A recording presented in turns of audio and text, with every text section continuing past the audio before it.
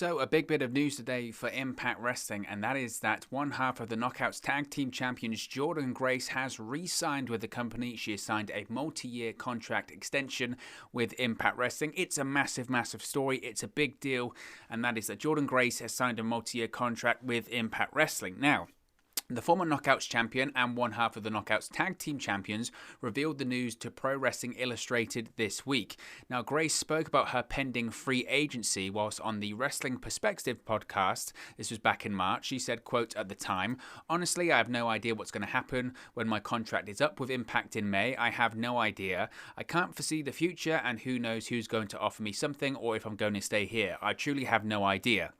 I love the opportunity that Impact Wrestling has given me, but obviously it's going to be a lot less money than WWE would give me if I were to go there, and they would give me a lot less input on my character. So it kind of just depends on if I get older and I'm feeling like I need to be stacking some money for retirement, then I think that's a place I probably would go." Now, as I mentioned, Grace has held the Knockouts Championship before in her career. She held the Knockouts title for 6 months last year. She defeated Taya Valkyrie for the championship on January 18th, 2020. She held it for 182 days and had 5 title defenses. She successfully defended the title against the likes of Lacey Ryan, Miranda Alaziz, Havoc, Taya Valkyrie, and Kimber Lee during her championship reign.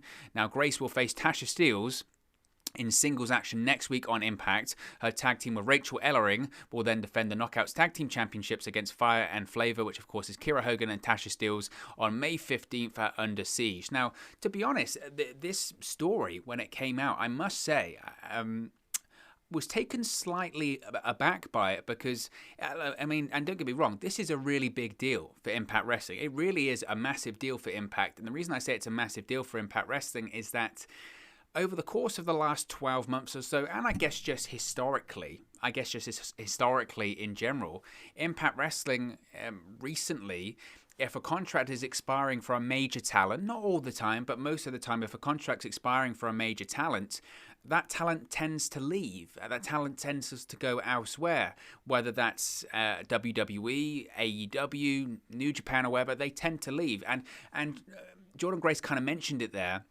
in her comments that she made back in March. The reason why that tends to happen is because obviously Impact just don't have the money available to really offer them the kind of money that they would be expecting to get in WWE. That's just the situation. That's the situation when it comes to that. So the fact that Impact have managed to pull this off, I think, is a massive get for Impact, because personally, if I'm going to be brutally honest, I didn't think she was going to stay. And we did a story here on the channel a couple of days ago talking about the current title situation with Impact Wrestling. There's the situation that a story came out, I think it was from Fightful initially, whereby some of the talent basically said that it's a good thing they get opportunity in Impact Wrestling despite not having a lot of time left on their contract, because you look at the current champions right now, the Impact World Champion isn't even signed to Impact Wrestling. He's signed to AEW. If you look at the Tag Team Champions, they're members of the New Japan Pro Wrestling roster. If you look at the Knockouts Tag Team Champions, Rachel Ellering, I don't know her status, if she's actually signed to a deal with Impact Wrestling. When it comes to Jordynne Grace, obviously, Jordynne Grace, her contract was expiring later this month now that she's re-signed. And as I mentioned, historically, when it just comes to those kind of contracts of Impact, historically, it's just been a case of it hasn't worked out in terms of talents going elsewhere, whether that is Taya Valkyrie going to WWE, whether that's Ethan Page going to AEW, or just historically over the years, Impact Wrestling has turned into a springboard, hasn't it? It's a springboard, it's a platform for talent to go elsewhere, to get their names in the shop window of an AEW or a WWE. And when their contract tends to come to expire, when their contract is up, they tend to leave the company because there's money to be made out elsewhere and there's great exposure elsewhere. And given that Jordynne Grace's contract was expiring, I would be really surprised, and again, I don't know the case here, and we won't know the case, to be honest.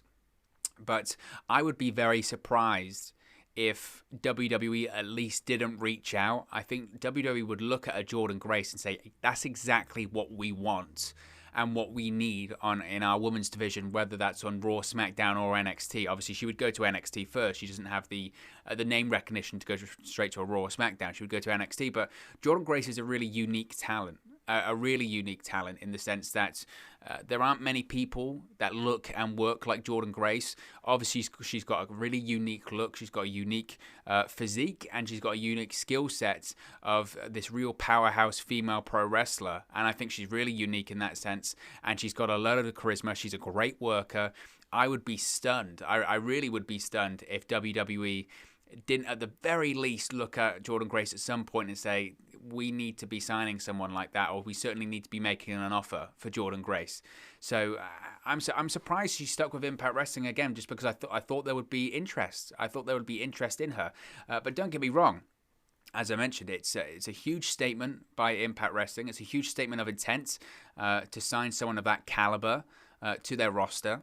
So it's a massive statement of intent by Impact Wrestling. There's no doubt about that. I think it is going to be very interesting now when it comes to the Knockouts Tag Team Championships, because there was the report, wasn't there, and we spoke about this on the channel as well, that the report was coming out that there was at least one title change planned for the latest set of Impact Wrestling tapings, and I felt at the time it would probably be the Knockouts Tag Team Championships, purely because Jordynne Grace's contract was expiring and they were going to have to get the title off of her before she left the company. Perhaps she left the company. Now we know that that's not really the case. She's not going to be leaving the company, so maybe that is where that latest report was going, that was the planned change for the upcoming television tapings. The plan was to get the tag team titles off of Jordynne Grace, but because she's now re-signed with the company, now there's actually no need to get the titles off of Jordynne Grace, so actually they're going in a different direction. Maybe that's the direction that they're going in with that. So I think that's quite interesting too.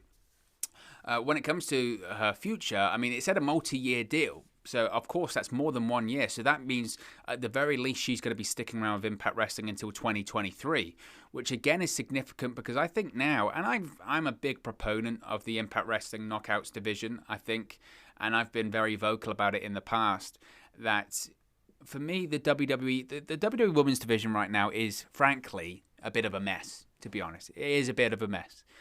In terms of the creative direction, apart from whatever Sasha Banks and Bianca Belair and Bayley are involved in on SmackDown, that whole women's division is kind of a mess at this point, especially on Monday Night Raw. You've got all of that talent, but the booking, the storylines, all that kind of stuff, it's just been, it's awful. It really is very, very poor. It's not good. Nevertheless, at the same time as well, which is a sidebar here, but it's a good point to make, is whilst you've got sort of the terribleness that is the Raw and SmackDown's women's division and booking of female talent at the moment, at the same time you've got a brand like NXT, which is just their women's division, their women's tag team division is absolutely stellar. It's superb. So put it all together, despite the bad booking decisions of Raw and SmackDown, despite that, the WWE Women's Division for me is still the best women's division in the world.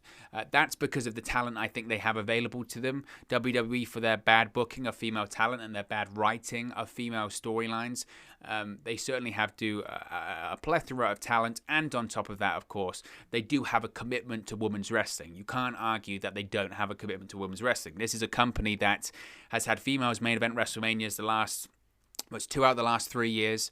Obviously, they main evented WrestleMania 35. The main event night 1 of WrestleMania 37. There is absolutely a commitment to women's wrestling by WWE. And I think people that will criticize WWE for that, I think is frankly, a bit ridiculous, to be honest. So for me, the women's division in WWE is the best in the world.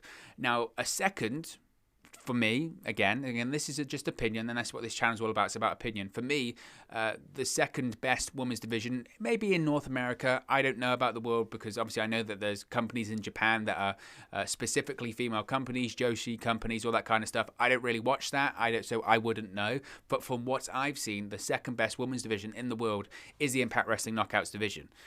And that's with the talent that's come in and gone throughout the course of the last 18 months, 2 years, 3 years, because it's been strong for such a long period of time. To be honest, the initial birth of the Knockouts division in 2007, 2008 was by far light years ahead of not only light years ahead of its time, but light years ahead of WWE at the time, with Gail Kim, Awesome Kong, Taylor Wilde, all that kind of stuff. It was fantastic. And now Impact Wrestling, once again, they're going through another cycle of it, where they're building up their females division to be right up there with WWE. Jordynne Grace, Deonna Purrazzo, Taylor Wilde's back in. You've got Rachel Ellering. You've got Fire and Flavor, and they've got a functioning women's tag team division as well. That's something that WWE can't do as well. So it's a really big get. It is a really big get by Impact Wrestling. It's a really big get to get Jordynne Grace to re-sign, because personally I felt that she was going in the same direction as a Taya Valkyrie, as a Ethan Page, as a whoever, list the name below, because that's just what's been the case with Impact Wrestling. And this goes back to my point that I've made quite a few times as well about Impact Wrestling when it comes to contract negotiations and when it comes to signing talent and bringing talent in, free agents and all that kind of stuff. And that's that there's this perception out there that Impact Wrestling aren't financially well backed, or they don't have a load of money. Or Impact Wrestling, they're a small company, they don't have that much money.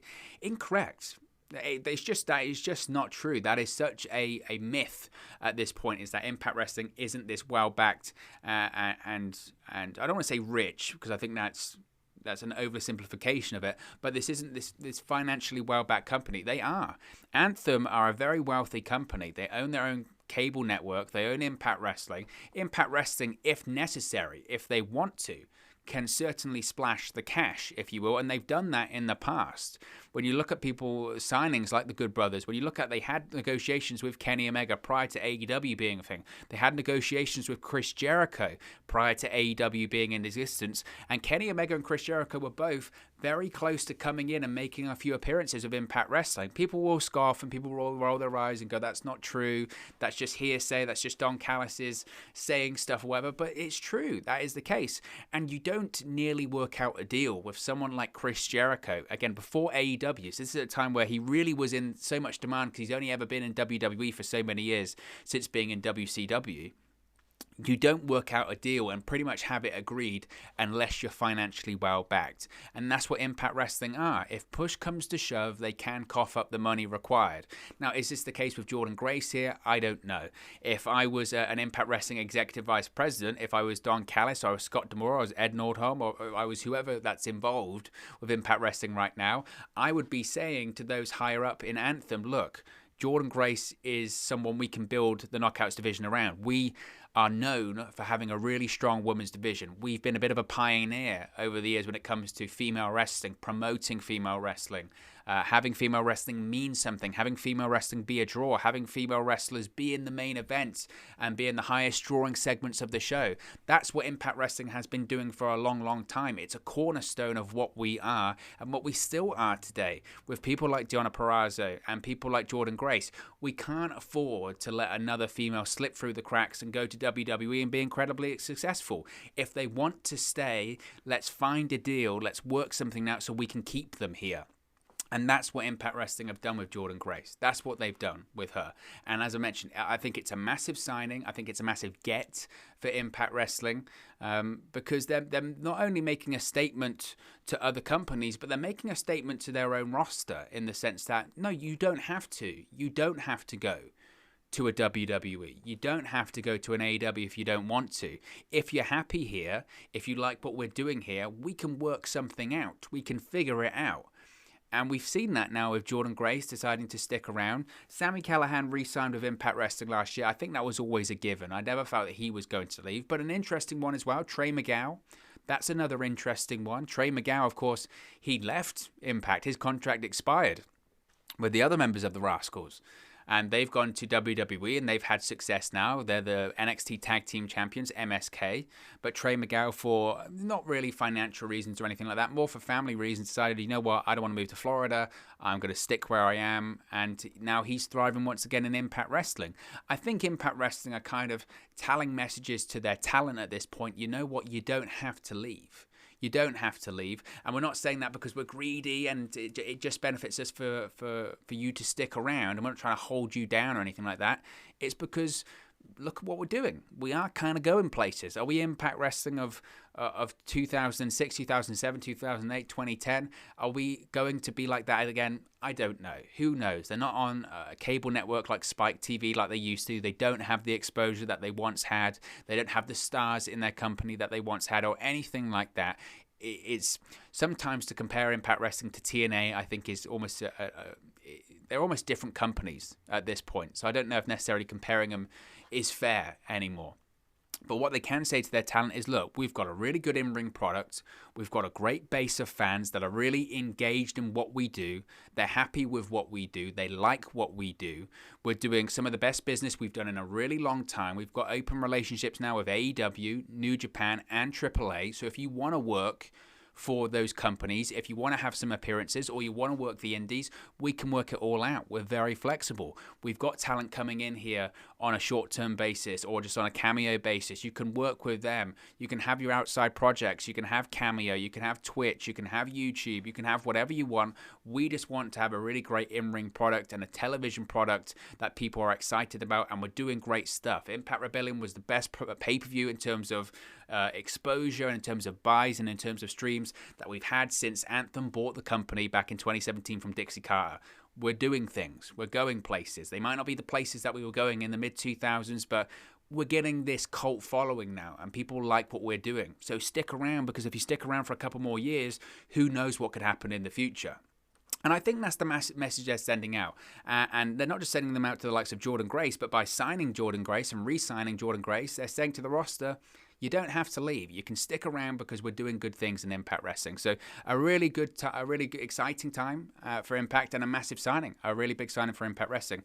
But of course, as always, this is just one man's opinion. What are your thoughts on Jordynne Grace re-signing with Impact Wrestling, signing a multi-year contract extension with the promotion? Let me know your thoughts in the comment section below. I'll do my best to respond and reply to all of your comments. Really enjoy interacting with you guys, talking about Impact Wrestling, AEW, WWE, New Japan Pro Wrestling, all things pro wrestling here on the channel. So be sure to get involved in the community, drop a comment below. All opinions are welcome. If you have enjoyed this video, please do smash a like on the like button too. Really does help us out here on YouTube, go up the rankings and get into people's recommendation feeds if they haven't seen our videos previously. But most importantly, if you haven't already, please do subscribe to Wrestle News 365. You can do that by clicking the bottom right hand corner of the screen right now, or if you wait a few seconds, there'll be a subscribe button at the end of this video along with another video for you to watch.